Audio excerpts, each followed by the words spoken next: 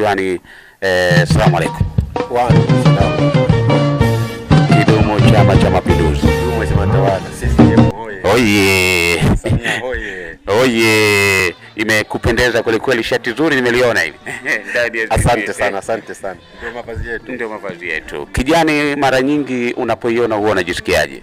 Najisikia raha sana, najisikia furaha sana. Na kiona kijani unataka nifuatilie hasa mpaka mwisho nijue kwamba kijani inaishilia wapi.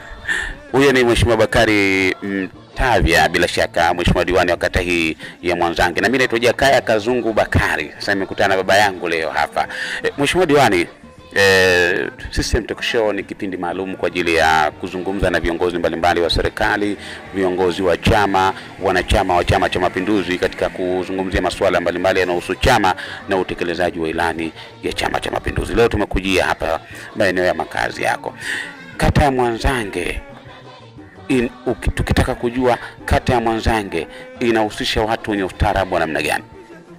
Kwanza nishukuru sana Mheshimiwa Kazungu kunitembelea leo.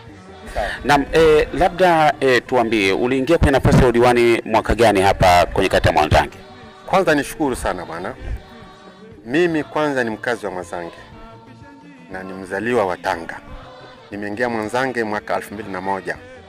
Kwa historia ya Mwanzange, hii sio Mwanzange.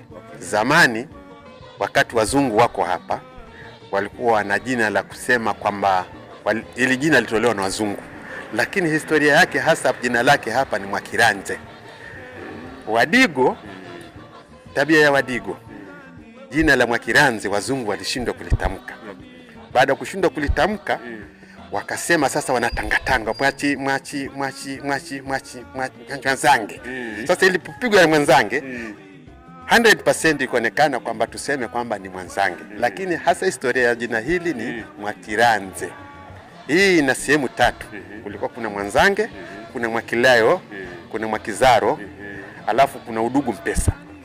Hii mitaa yote minne ipo, lakini kwa bahati nzuri nayo imebadilishwa majina. Hii ina mitaa minne. Mtaa mmoja inaitwa Mwanzange, mmoja inaitwa Mwakizaro, mmoja inaitwa Maguzua. Ni Mwakizaro ndio zamani inaitwa Udugu ni Pesa. Na wanasikia bwana?